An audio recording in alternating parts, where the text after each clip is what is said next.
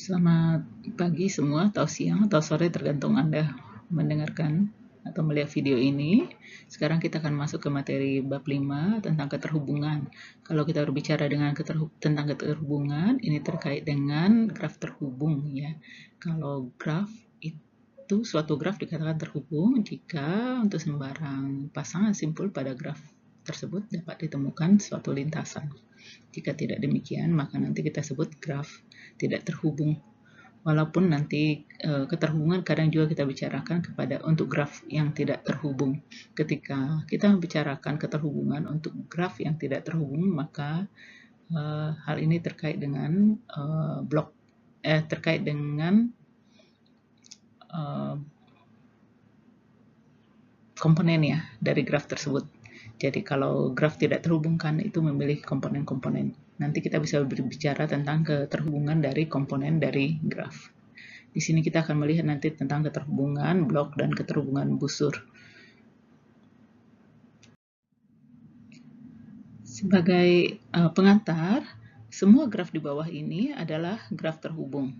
Tetapi nanti kita dapat melihat ada graf yang lebih terhubung daripada graf lain. Jadi tingkat keterhubungannya bisa kita bandingkan. Untuk membicarakan tingkat keterhubungan ini, nanti kita akan belajar tentang keterhubungan simpul, dan ada juga yang disebut dengan keterhubungan busur. Seharusnya sih di matematika diskrit Anda sudah mengetahui bahwa keterhubungan simpul dan keterhubungan busur itu. Nanti kita akan lihat lagi di sini. Misalkan kalau Anda lihat graf G1 dan Anda lihat bandingkan misalnya dengan graf G5. Maka mungkin Anda bisa menduga bahwa graf G5 lebih terhubung daripada graf G1. Mengapa? Kalau kita melihat graf G1, kalau kita menghapus satu busur saja, misalnya busur yang manapun, itu membuat grafnya langsung tidak terhubung, gitu ya. Sementara di graf G5 kita tidak bisa melakukan hal itu. Tidak, dengan menghapus satu busur tidak bisa membuat graf menjadi tidak terhubung. Demikian juga di graf G1, kalau kita menghapus satu simpul saja, misalkan kita menghapus simpul yang ini, maka grafnya akan menjadi tidak terhubung. Namun di graf G5 kita tidak bisa menemukan satu simpul yang kalau kita hapus dia membuat graf tersebut menjadi tak terhubung. Sehingga secara intuitif atau secara intuisi Anda tahu bahwa graf G5 itu lebih terhubung daripada graf G1. Kemudian kalau kita lihat misalnya graf G7, maka Anda bisa secara intuisi mengetahui bahwa graf G7 itu lebih terhubung dari graf G5. Nah, bagaimana kita mengukur keterhubungan? Itu yang nanti akan kita bicarakan. Mengapa kita bisa mengatakan G7 lebih terhubung daripada G5 dan G5 lebih terhubung dari G1? Apa yang menjadi ukurannya? Untuk itu kita mulai dari cut vertex. Suatu simpul V pada graf G disebut cut vertex dari graf tersebut. Ya, dengan graf G-nya graf terhubung ya.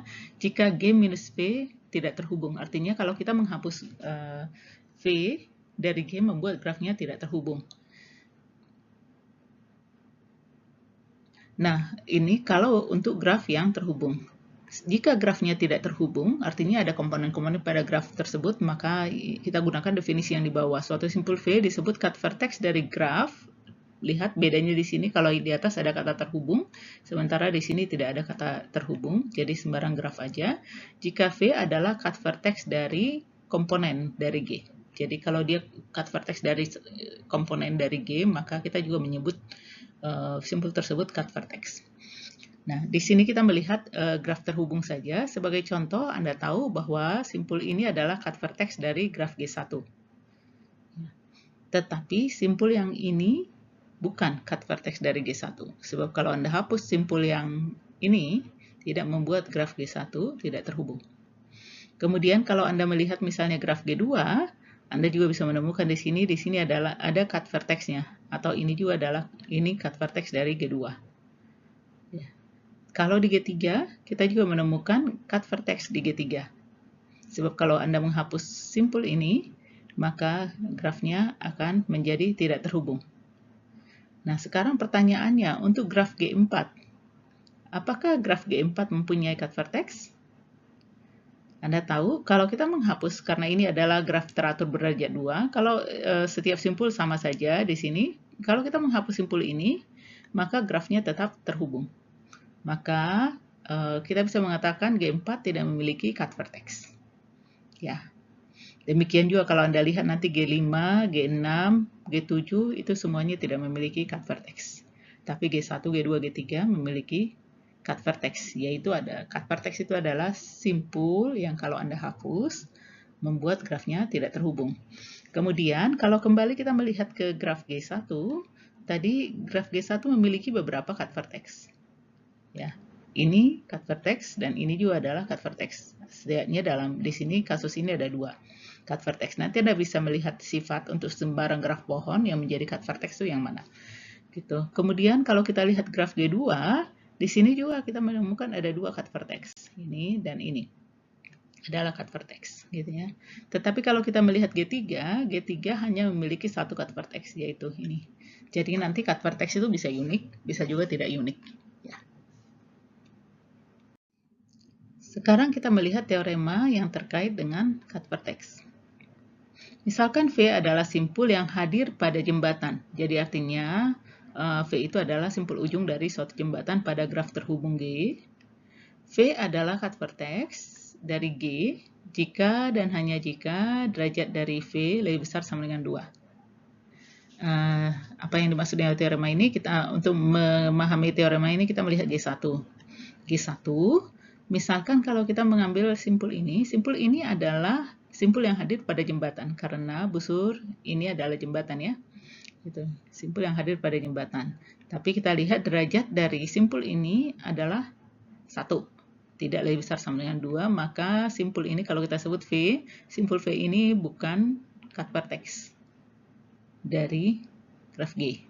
Tetapi kalau kita melihat misalnya simpul yang ini, kita sebut saja simpul U. Simpul U juga hadir pada jembatan, gitu ya. Karena ini jembatan, ini juga jembatan. Jadi dia merupakan simpul ujung dari jembatan. Dan kita melihat derajat dari U itu di sini derajat U adalah 3 ya. Lebih besar sama dengan 2. Maka simpul U adalah cut vertex dari graf G. Itu yang maksud dengan teorema ini. Demikian juga di sini kalau kita melihat simpul yang ini, kita sebut saja simpul W. Ini juga hadir atau simpul ujung dari jembatan ya. Salah satu aja jembatannya, nggak harus Anda lihat semua. Pokoknya ada jembatan. Terus ketika ini derajat dari U itu lebih besar sama dengan 2, maka U adalah cut vertex dari graf G. Nah, kemudian kita lihat di graf G2. Misalnya, ini ada simpul, kita sebut simpul V. Dan dia adalah simpul yang hadir pada jembatan, karena ini adalah jembatan. Dan kita lihat derajat dari V di sini lebih dari 2, ya, lebih besar sama dengan 2, maka simpul ini adalah cut vertex dari graf G2. Demikian juga nanti untuk simpul yang ini adalah cut vertex karena ini adalah hadir pada jembatan dan derajatnya lebih besar sama dengan 2, maka dia adalah cut vertex dari graf G. Gitu. Jadi Anda bisa melihat, mungkin saya bisa berikan contoh satu lagi. Seandainya saya tambahkan di sini satu simpul, ya. Anda tahu simpul yang saya tambahkan bukanlah cut vertex karena derajatnya tidak lebih besar sama dengan 2. Tetapi simpul yang ini nanti juga menjadi cut vertex, adalah cut vertex. Kenapa? Karena dia simpul ujung atau hadir pada jembatan dan derajatnya lebih besar sama dengan 2. Oke. Sehingga teorema ini mengatakan, misalkan V simpul yang hadir pada jembatan dalam graf terhubung G, V adalah cut vertex jika dan hanya jika derajatnya lebih besar sama dengan 2. Jadi jika dia cut vertex, jika V itu cut vertex, maka dan dia hadir pada jembatan, maka derajatnya pasti lebih besar sama dengan 2. Atau kebalikannya, jika V adalah hadir pada jembatan derajatnya lebih besar sama dengan 2, maka dia adalah cut vertex.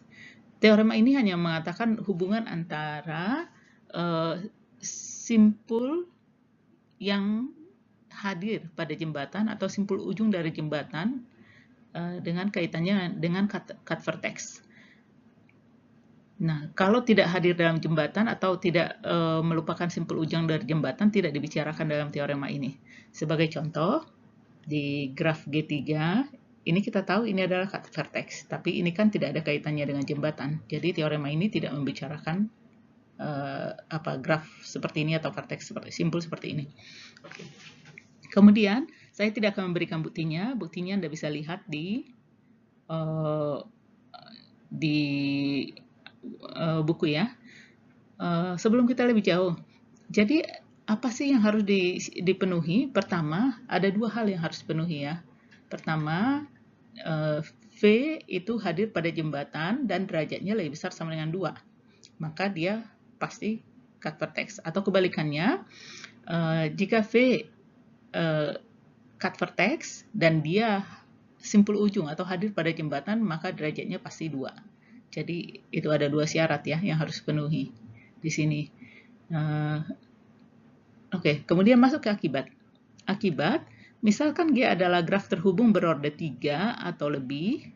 Jika G memuat jembatan, maka G memuat cut vertex, ya. Akibat dari teorema ini, karena tadi jika G itu di sini ordenya harus 3 atau lebih. Kenapa ordenya harus 3 atau lebih? Sebab kalau 2 nanti tidak dipenuhi. Misalnya saya punya graf berorde 2 seperti ini. Nah, dikatakan jika G memuat jembatan, ini memuat jembatan, ya memuat jembatan gitu ya. Maka G memuat cut vertex. Apakah ini memuat cut vertex? Tidak, gitu ya. Jadi untuk berorde lebih kecil dari 3 itu tidak berlaku. Jika n-nya lebih kecil dari 3 tidak berlaku. Ini akibat ini hanya berlaku untuk graf yang graf terhubung ordenya lebih besar sama dengan 3. Jadi paling sederhana grafnya adalah graf apa? Kalau ordenya 3 dan terhubung, maka yang paling sederhana adalah P3 ya. Ini graf P3. Seperti ini. Nah, jika G memuat jembatan, di sini G-nya ada jembatan nggak? Oh, ada gitu ya. Ada jembatan, maka G memuat cut vertex. Ini, maka pasti mempunyai cut vertex. Katanya yang mana cut vertexnya? Anda tahu cut vertexnya adalah yang ini ya. Cut vertexnya adalah yang ini. Gitu. Ya, itu akibat. Tapi ini hanya berlaku untuk n-nya lebih besar sama dengan 3. Manapun itu. Sebagai contoh tadi graf G2 atau graf G1 ini adalah graf yang memuat jembatan. Ada banyak jembatan di sini dan ordenya lebih besar sama dengan 3 dan terhubung, maka dia pasti memiliki cut vertex.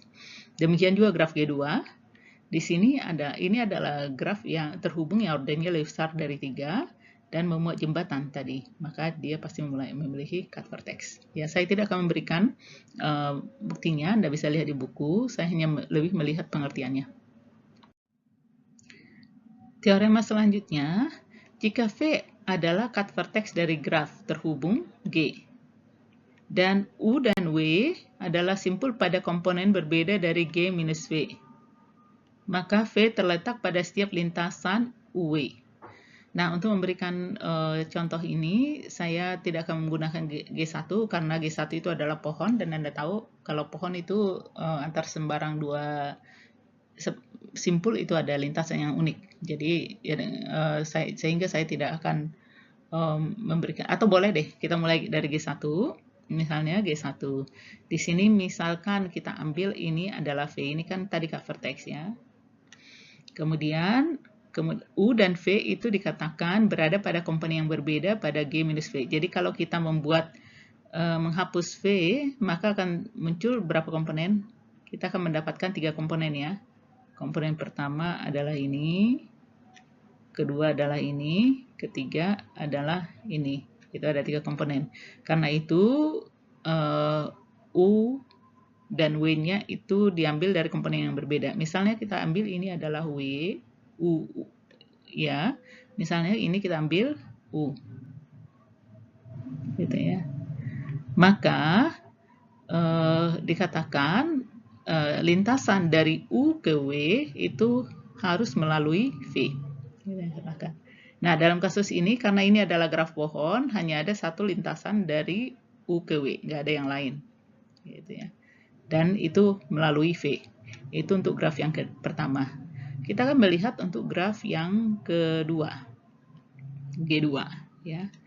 Tadi kita tahu ini adalah cut vertex. Jadi kita sebut saja ini V gitu. Kemudian ketika kita menghapus V, maka akan terdapat dua komponen. Komponen pertama adalah ini dan komponen yang kedua adalah yang ini. Kita akan mengambil U di sini misalkan dan W di sini. Ya.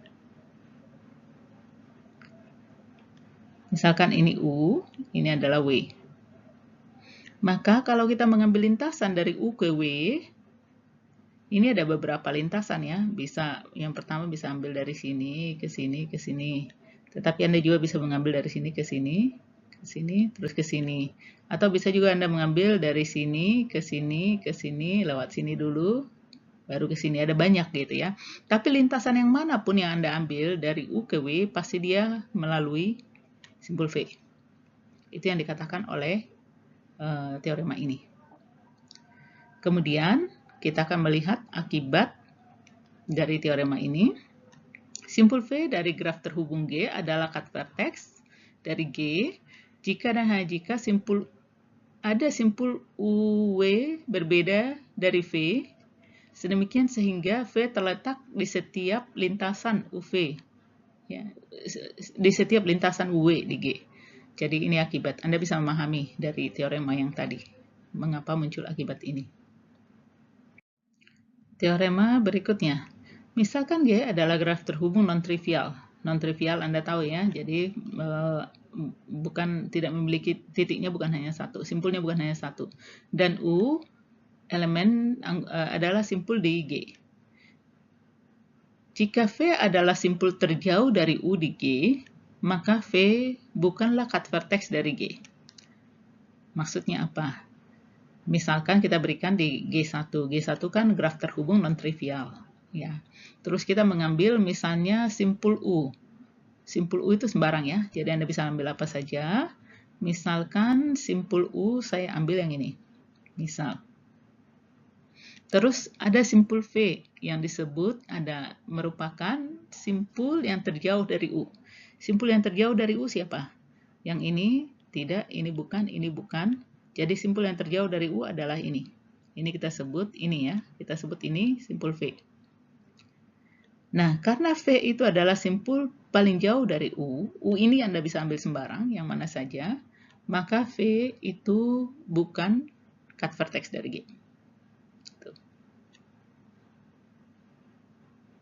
Mengapa? Sebab dalam kasus ini G itu adalah pohon ya. Jadi kalau misalnya di dalam graf pohon, maka simpul yang paling jauh dari sembarang simpul pada graf pohon itu pasti daun. Dan kalau Anda menghapus daun, daun itu tidak mungkin menjadi cut vertex ya. Seperti itu, simpul aja. Jadi Anda bisa mengambil U-nya yang mana saja. Sebagai contoh berikutnya, saya bisa mengambil U misalnya ini. Misalkan ini saya ambil U. Maka simpul yang paling jauh dari U siapa? Anda bisa pilih, bisa ini, karena jarak 1, 2, 3, bisa juga ini ya, 1, 2, 3, atau bisa juga yang ini, karena jaraknya juga 3 sama ya. Jadi ada 3 kemungkinan nih, bisa yang ini, bisa yang ini, bisa yang ini. Dan ketiga simpul ini bukanlah cut vertex dari G1. Nah. Jadi ini berlaku jika dan hanya jika. Ya. Sekarang kita lihat pada graf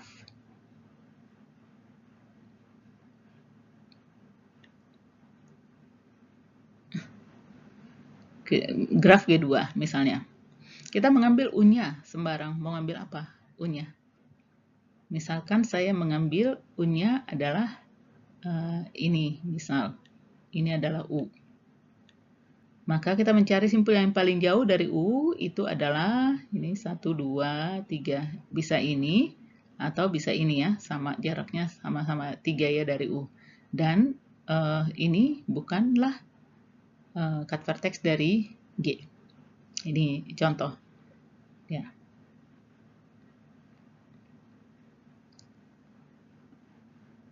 Oke.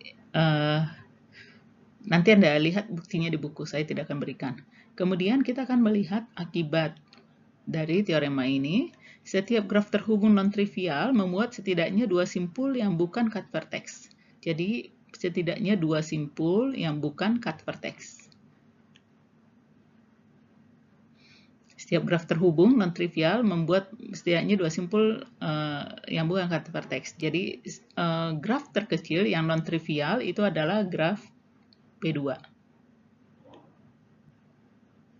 Dan kedua simpul pada P2 ini bukan, atau ini sama dengan K2 juga ya. P2 atau K2 ini bukanlah cut vertex. Kemudian graf non-trivial berikutnya dengan tiga simpul, Anda bisa tulis misalnya P3. Di sini. Di sini yang merupakan cut vertex yang mana? Ini adalah cut vertex ya. Dan ada dua simpul yang bukan cut vertex. Yaitu simpul ini dan simpul ini, bukan cut vertex. Atau bisa juga, kalau kita mengambil tiga simpul, grafnya kan tidak harus P3. Bisa juga, graf terhubung dengan tiga simpul itu bisa C3. C3. Di sini, apa? Kita tidak mempunyai cut vertex. Jadi artinya, dia mempunyai tiga simpul, ketiga simpul pada graf ini bukanlah cut vertex. Jadi teorema akibat ini mengatakan setiap graf terhubung non-trivial memuat setidaknya dua simpul yang bukan cut vertex. Jadi bisa dua atau bisa lebih ya. Jadi minimal dua simpul yang bukan cut vertex. Ini mengenai cut vertex, nanti kita akan lanjutkan di presentasi berikut, di video berikutnya, kelanjutan dari keterhubungan.